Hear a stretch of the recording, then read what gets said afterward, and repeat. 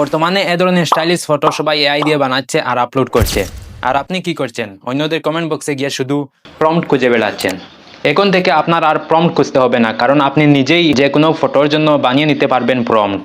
শুধুমাত্র আপনার পছন্দের ছবির শুধু একটা স্ক্রিনশট দিলেই অটোমেটিক তৈরি হয়ে যাবে সেই ছবির জন্য প্রম্পট। চলুন তাহলে দেখিয়ে দেই কিভাবে এই ম্যাজিক কাজ করে। তো আমি চলে আসলাম মোবাইল স্ক্রিনে। তো প্রথমে আপনাদের কি করতে হবে দেখুন, এখানে যেমন ধরুন ইনস্টাগ্রামে রিলস স্ক্রল করতে করতে আপনাদের সামনে একটি ফটো চলে এলো। তো এখন আপনি চাচ্ছেন এই স্টাইলে ফটো তৈরি করতে, তো এটার তো এখানে কোনো প্রম্পট নেই। তো আপনারা কিভাবে এই ফটোটি প্রম্পট তৈরি করবেন? সো এটা করার জন্য এই ফটোটির জাস্ট একটি স্ক্রিনশট নিয়ে নেবেন, ঠিক আছে? আপনার যেই ফটোটি পছন্দ হয় সেটার জাস্ট একটি স্ক্রিনশট নিয়ে নেবেন। স্ক্রিনশট নেওয়ার পর এখন আপনারা চলে আসবেন চ্যাটজিপিটিতে, ঠিক আছে? তারপর এই অপশনে ক্লিক করে ফটোস অপশনে ক্লিক করবেন। এখন আপনি যেই স্ক্রিনশটটি মেরেছিলেন সেটি সিলেক্ট করে দিবেন, তারপর ডানে ক্লিক করবেন। ডানে ক্লিক করার পর এই জায়গায় আপনারা লিখে দিবেন যে, তো এই যে দেখুন এখানে আমি লিখে দিয়েছি সেম স্টাইলে ফটো তৈরি করার জন্য আমাকে একটি প্রম্পট বানিয়ে দিন। তো এই লেখাটি লিখে আপনারা এই এরো অপশনে ক্লিক করবেন। তো বন্ধুরা এই যে দেখুন আমি এরো অপশনে ক্লিক করার সাথে সাথে চ্যাটজিপিটি আমাকে একটি প্রম্পট তৈরি করে দিয়েছে। তো এখান থেকে এই প্রম্পটটি আপনারা জাস্ট কপি করে নেবেন, ডিসপ্লের উপর 3 সেকেন্ড চাপ মেরে ধরবেন, তারপর সিলেক্ট টেক্সট এই অপশনে ক্লিক করবেন। এখান থেকে আপনারা এই প্রম্পটটি জাস্ট এখান থেকে পুরোটা কপি করে নেবেন, ঠিক আছে? সো আমি এটি কপি করে নিয়েছি।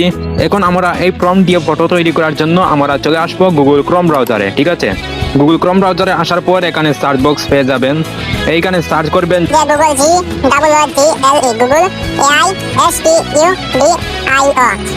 এই লেখাটি লিখে আপনারা সিম্পলি সার্চ করে দিবেন। আর হ্যাঁ, এটি কিন্তু জেমিনি থেকে অনেক সেরা, কারণ জেমিনিতে এখন একদিনে 10টা ছবি তৈরি করা যায়, আর এই ওয়েবসাইটে আপনি আনলিমিটেড ছবি তৈরি করতে পারবেন। তো এই ওয়েবসাইটে আমি চলে আসবো। দেন এবার এই ওয়েবসাইটে আসার পর এখানে একটা আপনাদের সামনে সেম একটি ইন্টারফেস চলে আসবে। এই যে এখানে একটি অপশন দেখতে পাচ্ছেন, ট্রাই নানো বানানা। তো এই অপশনে ক্লিক করতে হবে, ঠিক আছে? তো আমি এই অপশনে ক্লিক করে দিয়েছি। তারপর এখানে আপনারা নিচে দেখতে পাচ্ছেন প্লাস আইকন, এইখানে একটি ক্লিক করবেন। এইখানে ক্লিক করে আপলোড ফাইল এখানে ক্লিক করবেন।